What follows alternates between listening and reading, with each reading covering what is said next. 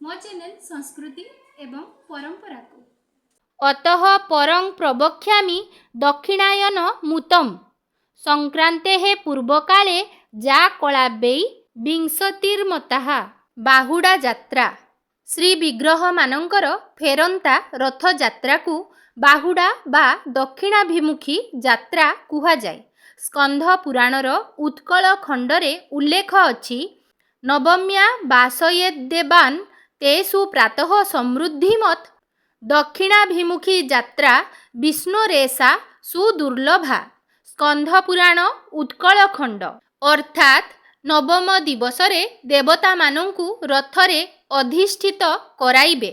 उक्त दिन प्रातः काल अत्यंत समृद्धिवान अटे। सेही दिन श्री विष्णुंकर पालित दक्षिणाभिमुखी यात्रा अत्यंत दुर्लभ।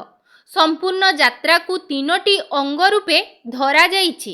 एथिमध्यरु रथयात्रा गोटिए अंग, गुंडीचा मंडपरे बास द्वितीय अंग एवं बाहुड़ा यात्रा पूर्वक श्रीमंदिर को बाहुड़ा विजे पर्यंत तृतीय अंग। शास्त्रीय वर्णना अनुसार रथयात्रा समय रे प्रभु माने उत्तराभिमुखी होई यात्रा करुथिबा समय रे सेमानंकु दर्शन कले जेउ फल मिले बाहुड़ा यात्रा रे दक्षिणाभिमुख होई यात्रा करुथिबा बेले ठाकुर मानंकु दर्शन कले ठीक सेहीपरि फल मिली थाए। एपरिकी भक्त माने एही दुर्लभ दर्शन रे अश्वमेध यज्ञर फल लाभ करी अंतकालरे वैकुंठ प्राप्ति होइथांती बोली विश्वास करा जाए। नवमी दिन रातिरे बड़ सिंहार पहुड़ आलती सरिबा परे श्री विग्रह मानंक श्रीमुखरे खंडुआ पकाई पुष्पालक माने गंभीरारु बाहारी आसीथांती। एहा परे दैतापति माने ठाकुर मानंक अन्यान्य गुप्त सेवा करिबा सहित कठ सुआसिया माने सिंहासन को लगाई चारमाल बांधी थांती। राघव दास मठ देइथिबा शुक्ल सजकु दैता सेवक माने ठाकुर मानंकु लागी कराई थांती। बाहुड़ा यात्रा दिन सकाळ समय रे मंगल आलती, अवकाश इत्यादि नीति भितरच्छ महापात्र एवं पालिया पुष्पालक माने बढ़ाइबा परे गोपाल वल्लभ और सकाळ धूप पूजा पंडा और अन्यान्य नीति संपृक्त सेवक मानंक साहाय्य रे पूजा समापन होई थाए। एहा परे दैतापति माने श्री विग्रह मानंकर सेनापटा लागी बा गुप्त नीति करिथांती। उक्त कार्य शेष हेबा परे श्री गुंडीचा दिन परी पूजा पंडा, पति महापात्र एवं मुदिरस्थ सेवकंक द्वारा तीन बाड़े मंगलार्पण होई थाए। तत्परे मुदिरस्थ डोर लागी एवं पुष्पांजलि नीति समापन करिबा परे विजे काहाली बाजे एवं ठाकुर मानंकर बाहुड़ा पहंडी आरंभ होई थाए। श्री विग्रह माने जगमोहन द्वार पाखे पहुँचवा क्षणी राघव दास मठ प्रदत्त टाहिया श्रीमस्तकरे लागी कराजिबा सहित पति महापात्र प्रसाद लागी बंदापना, कर्पूर आलती, सातबती, संज काहाली एवं घोषा बिड़िया मणहि करिथांती।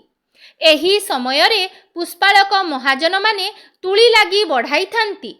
एही नीति परे ठाकुर माने धाड़ी पहंडी रे स्व स्व रथ को विजे करिथांती। समस्त विग्रह पहंडी विजे होई रथारूढ़ हेबा परे रुंधा कार्य बढ़ी थाए। ठाकुर माने रथारूढ़ हेबा पूर्वरु विश्वकर्मा महारणा, दरजी सेवक, कोठ सुआसिया प्रभृति सेवक तीन रथर आवश्यकीय मरामती कार्य पूर्व दिनरु करि देइथांती। श्रीमंदिर प्रशासन पक्षरु पदाधिकारी छेरा पहरा निमित्त गुंडीचा मंदिर ठारू श्रीनगर अभिमुखे जाइथांती। सेही दिन गजपति बड़ शंख ठारू हस्ती, छती, काहाली सह वर्णाढ्य शोभायात्रा रे तामजान रे बसी गुंडीचा घर नाकचणा द्वार ठारे रहिथिबा रथ निकटकू आसीथांती। सेठारे श्री गुंडीचा दिन परी तीन रथरे छेरा पहरा करिथांती। छेरा पहरा नीति सरिबा परे भोई सेवक माने रथरु चारमाळ खोलिबा संगे संगे रूपकार सेवक माने रथरे घोड़ा बांधी थांती। ମହାରଣା ଏବଂ ଭୋଇ ସେବକମାନେ ରଥ ଦଉଡ଼ି ଲଗାଇବା ପରେ ରଥ ନିର୍ଦ୍ଦେଶକ ଦଳଙ୍କ ପରାମର୍ଶରେ ରଥ ଟଣା ହୋଇଥାଏ। ପ୍ରଭୁ ବଳଭଦ୍ର ଏବଂ ମା ସୁଭଦ୍ରା ଦେବୀଙ୍କ ରଥଟଣା ହୋଇ ସିଂହଦ୍ୱାରକୁ ଆସିଥାଏ। ବାହୁଡ଼ା ଯାତ୍ରାରେ ଶ୍ରୀଜୀଉ ଖାଆନ୍ତି ପୋଡ଼ପିଠା। ବାହୁଡ଼ା ଦିନ ରଥାରୂଢ଼ ହୋଇ ଠାକୁରମାନେ ଶ୍ରୀମନ୍ଦିରକୁ ବାହୁଡ଼ିବେ। ଶ୍ରୀ ବଳଭଦ୍ର, ଦେବୀ ସୁଭଦ୍ରା ଏବଂ ଶ୍ରୀ ଜଗନ୍ନାଥଙ୍କ ରଥରେ ପୋଡ଼ପିଠା ଭୋଗ ଲାଗିବା ପରେ ପରେ ରଥ ଗଡ଼େ। ଏହି ବିଧି ପାଇଁ ମାଉସୀ ମାଙ୍କ ସେବକଙ୍କ ଘରେ ପୋଡ଼ପିଠା ପ୍ରସ୍ତୁତି ହୁଏ। ଅଟା, ଘିଅ, ଚିନି, ଛେନା, ଲବଙ୍ଗ, ଗୁଜୁରାତି ପକାଯାଇ ତିନି ଠାକୁରଙ୍କ ପାଇଁ 4 ଗୋଟି ପୋଡ଼ପିଠା ପ୍ରସ୍ତୁତ ହୋଇଥାଏ। ପ୍ରଥମେ ଏସବୁ ଦ୍ରବ୍ୟ ମିଶାଯାଇ ଖଳି ପ୍ରସ୍ତୁତ ହୋଇଥାଏ। ଏହାପରେ ଏକ ବଡ଼ ପାତ୍ରରେ ପାଣି ନିଆଯାଇ ଚୁଲିରେ ବସାଯାଏ। ପାଣି ଫୁଟିବା ପରେ ଏହି ପାତ୍ର ଉପରେ ଜାଲି ଦିଆଯାଇ ତା ଉପରେ ଖଲିପତ୍ର ରଖାଯାଏ। ଖଲିପତ୍ର ଉପରେ ତାଟି ଦିଆଯାଇ ଆଉ ଏକ ଖଲିପତ୍ର ରଖାଯାଏ। ବାମ୍ଫରେ ପ୍ରସ୍ତୁତ ହୁଏ ପିଠା। ପରେ ବାହାରକୁ କାଢ଼ି ଦିଆଯାଏ। ଥଣ୍ଡା ହେବା ପରେ ଏହାକୁ ଖଣ୍ଡ ଖଣ୍ଡ କରି କାଟି ଗୁଆ ଘିଅରେ ଛଣାଯାଏ। ପରେ ଏହାକୁ ମାଟି ହାଣ୍ଡିରେ ରଖି ଶ୍ରୀଜୀଉଙ୍କ ନିକଟରେ ଭୋଗ ଲାଗି ହୋଇଥାଏ। ଲକ୍ଷ୍ମୀ ନାରାୟଣ ଭେଟ। ଜଗନ୍ନାଥ ମହାପ୍ରଭୁଙ୍କ ରଥ ମରିଚିକୋଟ ନିକଟସ୍ଥ ଶ୍ରୀନଅର ଠାରେ ପହଞ୍ଚିବା ପରେ ଲକ୍ଷ୍ମୀ ନାରାୟଣ ଭେଟ ନୀତି ହୋଇଥାଏ।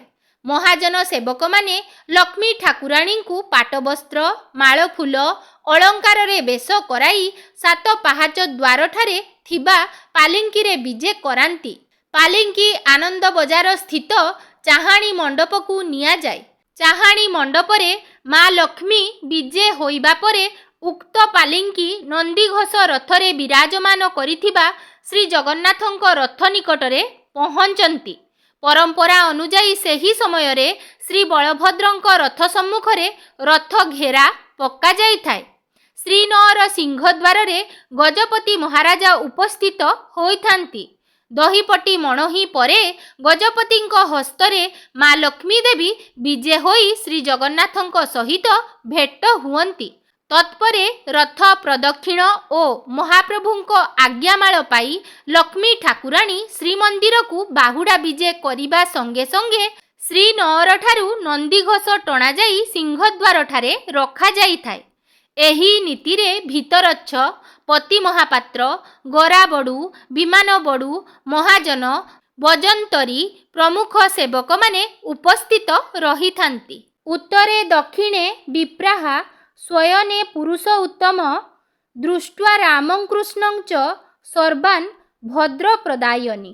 ତେବେ ପବିତ୍ର ବାହୁଡ଼ା ଯାତ୍ରାର ପାବନ ଅବସରରେ ଶ୍ରୀଜୀଉମାନେ ପହଣ୍ଡି ବିଜେ ହୋଇ ରଥାରୂଢ଼ ହେବା ପରେ ଡାହୁକ କିପରି ଭାବରେ ମଜା ମଜା ଡାକ ଦେଲା ପରେ ଶ୍ରୀଜୀଉମାନଙ୍କ ଦିବ୍ୟ ରଥମାନ ସବୁ କିପରି ଭାବରେ ସିଂହଦ୍ୱାର ଅଭିମୁଖେ ଅଗ୍ରସର ହୋଇଥାନ୍ତି, ସେହି ଦିବ୍ୟ ଦୁର୍ଲଭ ମନୋହର ଦୃଶ୍ୟକୁ ଆମେମାନେ ମଧ୍ୟ ଆଗକୁ ଭିଡ଼ିଓ ମାଧ୍ୟମରେ ଦର୍ଶନ କରିନେବା। ଚାଲନ୍ତୁ।